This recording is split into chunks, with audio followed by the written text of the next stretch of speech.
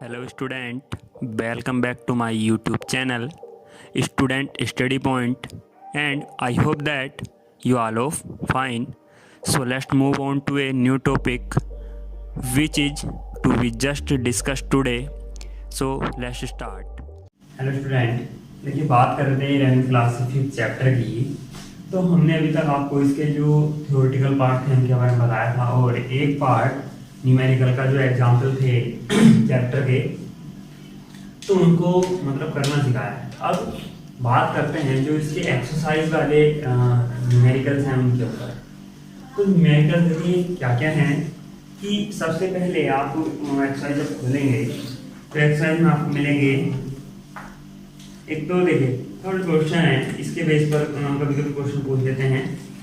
तो ये है 0.1 केजी द्रव्यमान के पत्थर पर कार्यरत नेट बल का परिमाण व उसकी दिशा निम्नलिखित परिस्थितियों में याद कीजिए। पत्थर को स्थिर रेलगाड़ी की खिड़की से गिरने के तुरंत पश्चात, रेलगाड़ी स्थिर है, अब इससे कोई पत्थर अगर गिरेगा तो उसकी वेलोसिटी किसके कारण होगी, ऐसा कौन सा उस पर बल होगा जो क्या करेगा, उसको नीचे गति कराएगा। तो इस तरह से लगने वाला बल हमेशा क्या होता है, वस्तु का mg होता है। क्या होता है, mg होता है। ठीक है, तो mg बल क्या करेगा नीचे की ओर उसको गति कराएगा। तो आप mg के लिए वैल्यू निकाल सकते हैं 0.1 kg की, तो इसकी घनती है, और इसने कहा g का मान 10 दे रखा है, तो 9.8, तो याद आएगा 0.98 न्यूटन का बल, और अधोमुखी यानी नीचे की ओर। ठीक है, सेकंड पार्ट है, पत्थर को 36 किलोमीटर प्रति घंटे के एक समान वेग से गतिशील किसी रेलगाड़ी खिड़की से गिराने के तुरंत पश्चात। तो देखिए बात करते हैं सेकंड खंड की।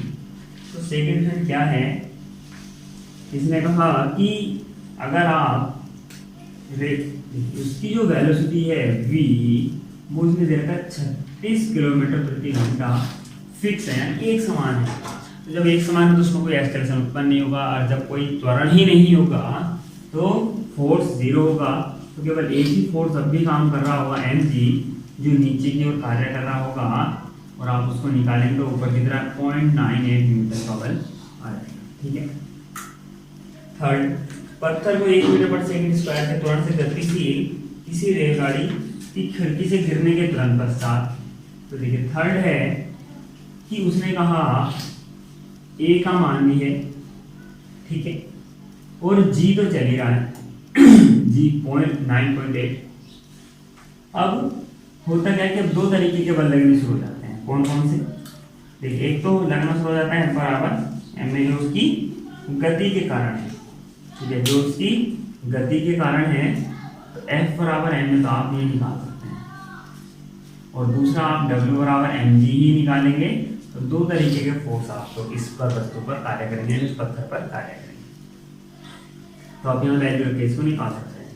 फोर्थ है कि एक जो पत्थर है वो 1 मीटर पर सेकंड स्क्वायर के त्वरण से गतिमान कोई वस्तु, सॉरी यहाँ 0.1 है, तो a बराबर 1 मीटर पर सेकंड स्क्वायर का त्वरण है। ठीक है, तो a का मान ये है। अब उसने कहा कि रेलगाड़ी के फर्श पर पत्थर रखा, तो उसका एक्सेलरेशन इतना ही होगा, जाहिर सी बात है, और भार उसके लिए अब कार्य नहीं करेगा। क्यों, देखिए भार पर इसलिए कार्य नहीं करेगा क्योंकि अब वस्तु ऊर्ध्वाधर गति नहीं कर पा रही है। जो mg है वो बैलेंस हो जा रहा है किससे, r से, तो केवल अब जो कार्य कर रहा है वो कर रहा है F बराबर mv, क्योंकि वो केवल एक क्षैतिज गति कर रहा है। तो ये आपका थर्ड क्वेश्चन है। फिर है फिफ्थ, उसने कहा कि 15 मीटर पर सेकंड की प्रारंभिक चाल, यानी u is equal to 15 metre per second की चाल से 20 किलोग्राम, यानी m is equal to 20 kg, ठीक है, और 50 न्यूटन का स्थायी बल यानी मंदन बल के रूप में इसको यूज किया जा रहा है। मंदन बल के रूप में इसको यूज किया जा रहा है। तो इसने लगा पिंड को रुकने में कितना समय लगेगा, पिंड को रुकने में कितना समय लगेगा? देखिए v बराबर u प्लस ए टी है, ठीक है। टी निकाल सकते हैं, लेकिन ए की वैल्यू कहीं तक भी नहीं है, तो आप ए निकाल सकते हैं f बराबर m में से।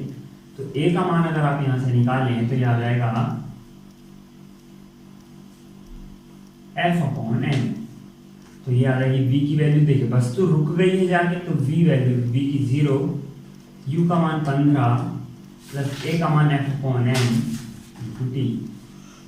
15 प्लस f का मान -50 अपॉन m का मान 20 और t की वैल्यू आपको निकालनी है। तो यह जाएगा -15 50/20 और इंटू टी। 0 0 कैंसिल, 5 या 15, ठीक है। और ये आ जाएगा आपका 3 दूनी 6, यानी 6 सेकंड आपकी क्या होगी? वैल्यू, ठीक। तो 6 सेकंड में वस्तु क्या हो जाएगी? रुक जाएगी। नेक्स्ट क्वेश्चन है सेम इसी बेस पर, क्या देखिए कि m का जो मान है वो 3 किलोग्राम, ठीक है। उसने कहा 25 सेकंड, यानी t का मान 25 सेकंड। अब उसकी चाल को 2 मीटर पर सेकंड, यानी प्रारंभ में चाल 2.0 मीटर पर सेकंड है, और v की जो वैल्यू हो गई है 25 सेकंड में, वो हो गई 3.5 मीटर पर सेकंड हो चुकी है। तो उसने कहा पिंड की गति की दिशा है परिवर्तित, यानी जो दिशा है गति की वो क्या है? अपरिवर्तित है, और जो बल का परिमाण और दिशा है वो दोनों चीजें बतानी है। तो दिशा और परिमाण कैसे बताएंगे आप? तो पहले तो f का परिमाण निकाल लीजिए, बाकी तो दिशा। तो देखिए दिशा आप यहां से कंफर्म कर सकते हैं जब चाल पहले से ज्यादा हो गई हो उस समय पश्चात 2.0 से 3.5 हो गई है, तो इसका मतलब क्या हुआ कि चाल बढ़ चुकी है। चलिए इसके बारे में थोड़ी डिटेल से बाद में बात करेंगे, पहले क्या निकाल लेते हैं? परिमाण निकाल लेते हैं। सेम ये वाली समीकरण लगाइए तो याद आएगा v बराबर u प्लस ए टी, ठीक है। आप क्या कीजिए, इसमें आप v की जगह 3.5 बराबर u की जगह 2.0 प्लस a की जगह f upon m into T, ठीक है, 25। तो ये आ जाएगा 3.5 माइनस 2.0, f अपॉन m की वैल्यू आ जाएगी कितनी है? 3.0 इंटू 25। अब सोल्व कीजिए तो आ जाएगा 1.5 इंटू 3 अपॉन 25 बराबर है।